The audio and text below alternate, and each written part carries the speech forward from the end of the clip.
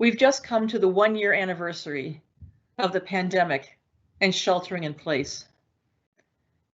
For many of us, our lives have been completely upended. We've spent the past year at home, distanced from each other, not going to church or in public settings. It's really been something. But I wonder, what would our March 2021 self have to say to our March 2020 self about the pandemic? And I've thought of a few things. First, it's going to be a marathon and not a sprint. So take a breath and settle in. Yes, we find out that people hoard the darndest things, and there will be intermittent shortages of flour, yeast, firm tofu for some reason, and passion fruit LaCroix, as well as other important staples like toilet paper and Clorox wipes.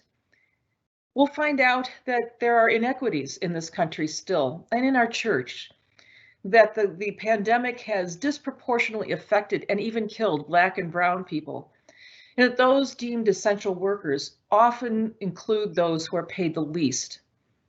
We'll find out that we're resilient and creative, and that we've been able to find ways to keep the mission of the church going and to communicate and stay in contact with each other, even if we can't do it with a physical presence. We found out that our rostered ministers, pastors and deacons, and our lay leaders in our congregations work tremendously hard to make sure that the gospel still has free course in the world. We've seen a lot about ourselves in the church, some of it very good, and some of it really just not lovely. But Jesus said, "You will know the truth, and the truth will set you free." There are some things about this past year and pandemic that I prefer to forget, but there are many things that we need to remember and to carry with us into life once the pandemic comes under control. We need to carry on the understanding and the reality that we can't do any of this by ourselves. We need to be aware that we don't want to go back to the way life was before the pandemic if it means the continuation of racial and economic inequities.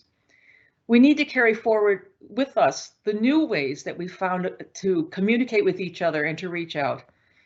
And we need to hold with us always the truth and the reality that God has been with us and will be with us through all of this. Be well, dear church.